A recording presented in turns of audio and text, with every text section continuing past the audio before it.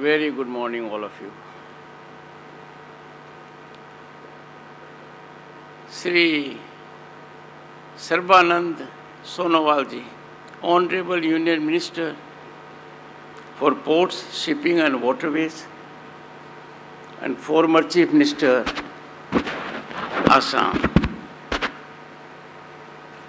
When I met him for the first time, मैंने कहा सोनोवाल जी नाम में सब कुछ आ गया Sarbananda that's the name.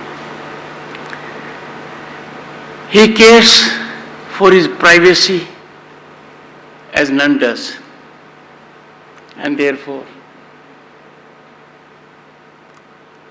that smile on his face, one can neither match his sense of commitment, dedication, direction. But what is most impressive is he enjoys his job. He puts his heart and soul into it. His level of knowledge about his ministry is amazing. And when it was suggested to me about this conclave, I did not have a second thought. But Jayant Barwaji here has played a slight trick. And the trick is that he is on my right side and Mr. Sonowal is on my left side. When I sit in Rajya Sabha, on the right side is the government, on the left side is the opposition. He is not cut out for that. I don't engage in prophecy, but I am assured of it. So from both sides, I am in cozy environment. While Sonowalji was addressing that I have held political positions or constitutional positions, I just scribbled here, how come he missed my jealous mistress, the legal profession? How wrong I was. His next sentence was about my role as a senior advocate. The man is 24/7 preparation. This conclave and the kind of prefixing Sonowalji has done defines its value. It is my privilege to be at this conclave, the third edition. It's a milestone as this is taking place in the national capital. The very fact that it is taking place in the national capital will bring about a greater involvement of the Northeast. And that this is being done by a media house of repute, as indicated by Sonowalji, marked with independence, which is so rare these days. I congratulate you, Janji. The good effort. Keep it up. And a soothing coincidence, and I looked at him when Sonowalji was congratulating the Prime Minister that Assamese being one of the 5 languages that have been accorded the status of classical language, Assamese, Bengali, Marathi, Pali and Pratik. And these have not ripple effect, positive cascading impact. It was unraveled by Sonowalji. What a delightful situation. We have taken so long, but it has fructified. A decision of the cabinet of which Mr. Sonowal is a part. Congratulations to the government on this great historic achievement. And I have no doubt this recognition well-meaning recognition will have deeper impact in our culture of the Northeast, in educational institutions, and the growth will not only be sustained, but it will be incremental. Language defines culture of a nation. Language defines strength of a nation. This having been done, it's a matter of joy for all of us. Narratives are set by whom? Anyone can be epicenter of a narrative, but wings are lent to the narratives by media. And media in the Northeast has a daunting task and a huge obligation to discharge for the region and the nation. I was exposed to the rich wealth, cultural heritage of Northeast while being Governor State of West Bengal. Sonowalji, I happened to be chairman of Eastern Zone Cultural Center. I had the occasion to visit all the states. I know firsthand how rich it is. On occasions I have defined Northeast bountifully gifted by nature. Put in one crucible New Zealand, Switzerland and Scotland, and you will find all taken together will be much short of the wealth of Northeast.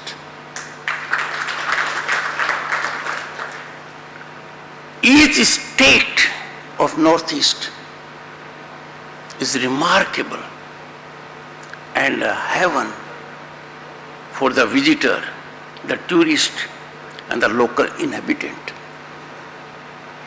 It was in 90s when Narasimha Rao ji focused on it, and there was a policy, look east.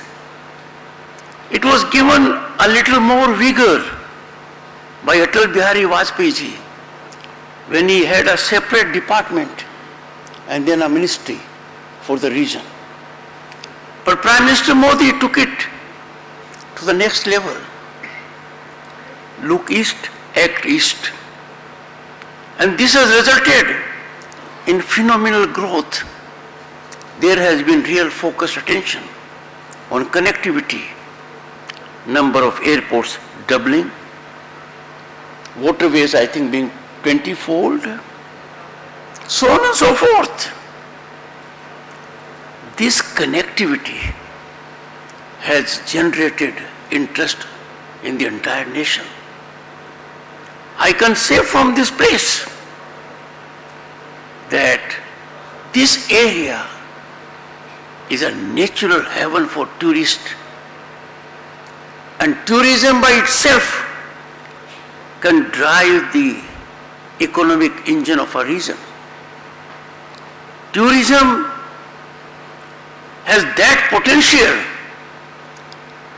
if realized, can change the entire landscape.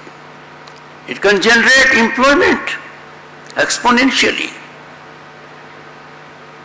And then when a tourist comes to a place, the connectivity with the people is so very different. I would especially appeal to Sonowalji that it should not be one-way direction. People of the Northeast must also make it a point to go to other parts of the country. I, as Rajya Sabha chairman, have been fortunate to invite young boys and girls. And at my place, it was a thrilling moment when boys and girls, impromptu, suddenly I said, let me have your talent exposition, a dance, a song. Remarkable. I was in Arunachal on a day that matters to the state. There was a celebration. I returned. There was a mild suggestion by Kiran Rijuji.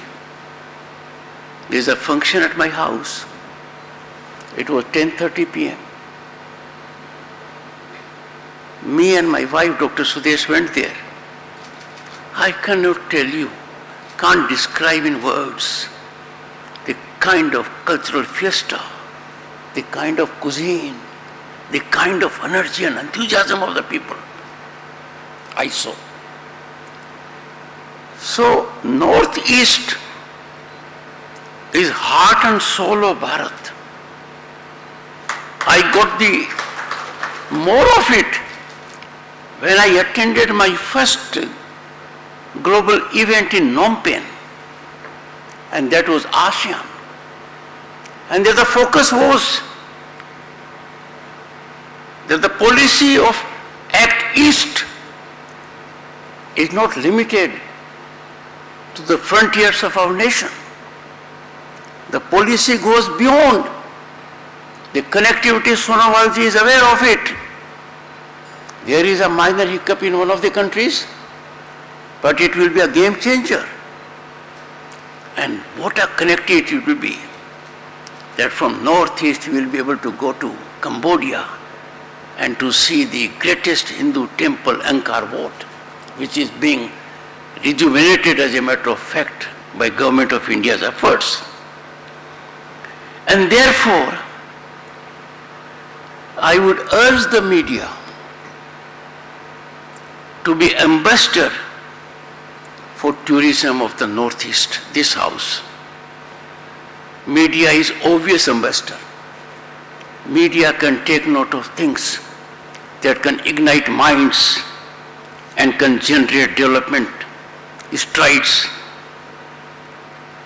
Much is being done and much has happened. But the potential is still to be untapped. Untapping that would mean the growth engine will be firing on all cylinders. And the Northeast will be attracting global tourists, national tourists. Economy of the area will flourish. Which area of the nation is more suited? I am from agricultural family. For natural farming, that area. Where do you get blessings? Kamakhya. Where do you see a sanctuary of the kind Kaziranga? And for each state I'll come. It has something distinct, something very special.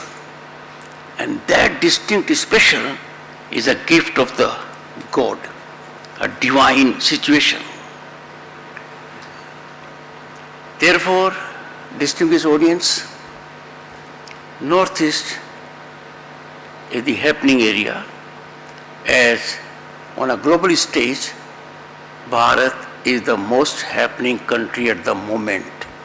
No country in the world is having the kind of exponential economic upsurge, infrastructural growth as Bharat is having, and Northeast is part of it.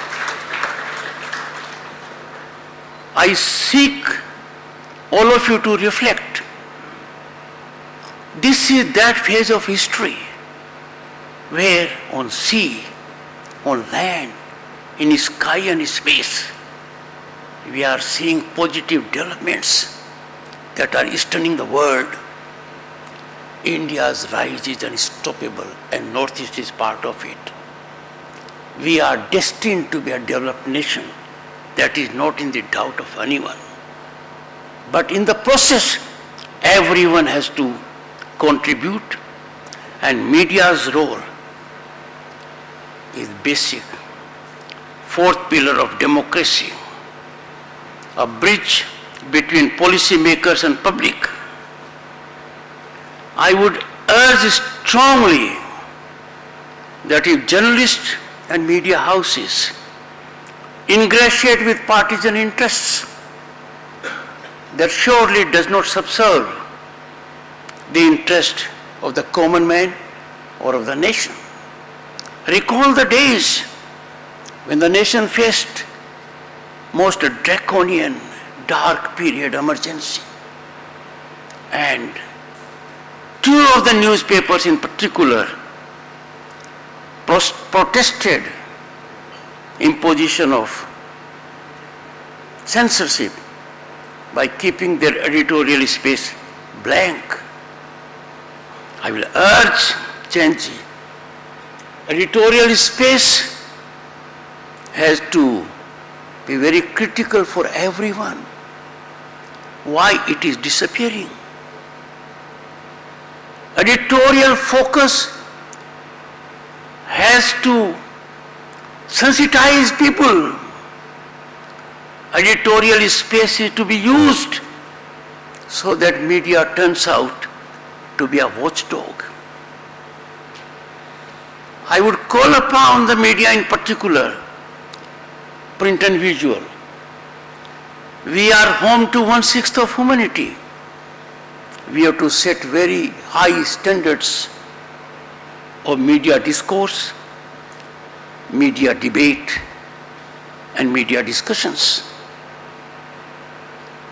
I find more can be done in that direction. Friends, we are living in an age of disruptive technology. The age is being defined by speed. We are virtually at the cusp of another industrial revolution. Industrialization. Our lives are changed forever. Things are getting robotized. In that scene, where a false narrative, anti-national narrative, if not neutralized by employing the technology of machine learning, it can damage our national fabric. And therefore the media has to take note and neutralize menacing, mushrooming of fake news,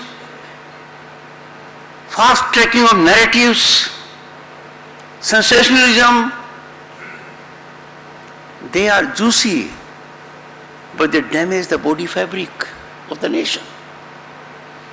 Media's natural job is to do it. I was happy to hear sentiments about your paper. And I'm sure you'll continue to do that.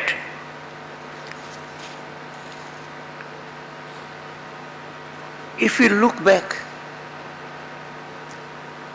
I remember my days of 1990s. I was a member of parliament and a union minister. And the scene then and scene now. Then our gold was shipped to Switzerland so that we could sustain our economic credibility. Our foreign exchange balance then, Sonowalji, was around $1 billion US. Congratulations to the Prime Minister and the government for crossing $700 billion US foreign exchange today. Just imagine where we have come. Media needs to give wings. That in 1990, when as part of the union ministry I went to Srinagar, not even 20 people on the road. Last year, according to Rajya Sabha records, more than 2 crore visited. 2 crore visited as tourists Jammu and Kashmir. These should be the headlines. I am pained and I am extremely reserved and restrained when it comes to manipulative reporting. Imagine a paper reporting Vice President posts fake photographs. When invited the attention, the paper apologizes.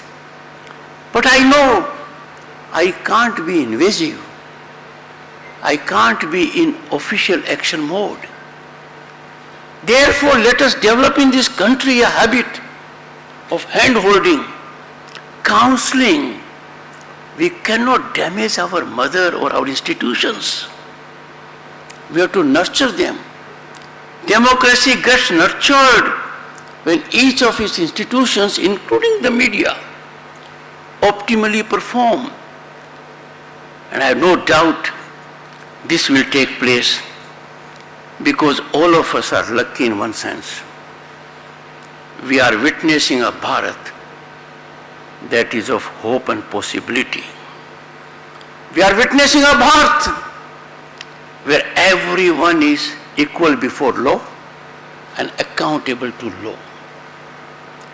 We are witnessing a Bharat where power corridors are not extra legally managed. Lies and agents have given up. So, ladies and gentlemen, for me it's a great occasion. It generates a great connect with the Northeast. For me personally and my wife and family, we will nurture it. We will do all we can to blossom it. And I'm extremely touched by the invite extended to me. And before concluding, I will say you have been very thoughtful with the choice of the subjects of the conclave. And some of these subjects deal with existential challenges we face in the country and the world, climate change. Ladies and gentlemen, we are sure we don't have another planet to live. We have only this planet. Ladies and gentlemen, I am sure you will not disagree. Sustainable development is the only development we must engage in. Ladies and gentlemen, I am sure you will be with me on this point. We cannot use our natural resources merely because we have fiduciary power. We are financially empowered not to recklessly use resources that need to be optimally used, like gas, petroleum. We must not engage in that kind of exploitation of nature. We must develop a culture of being committed to nationalism. Personal interests, partisan interests cannot overtake national interests. I see this happening. I would want and urge media to take a stand on anti-national narratives. I urge the media to take a stand on misinformation and disinformation. I want media to take a stand on comparable growth trajectory of large economies. The disproportionate attention being bestowed by the media on issues that merit only a small attention. The events, the self-life of which is hours or days, they hit the headlines. Take, for instance, your Assamese. It should be headline for number of days because it is getting us back to our roots. It reminds us of our civilizational wealth, a wealth that is unparalleled in the world. I congratulate the first, the third in line and more to come, and best wishes to all of you. We are living in a nation where all of us are ordained to contribute in our journey, in our marathon march for a Viksit Bharat at 2047. And no doubt, being the most vital stakeholders, you all shall, as I would, as everyone else will, give your very best. Nothing but the very best. Thank you.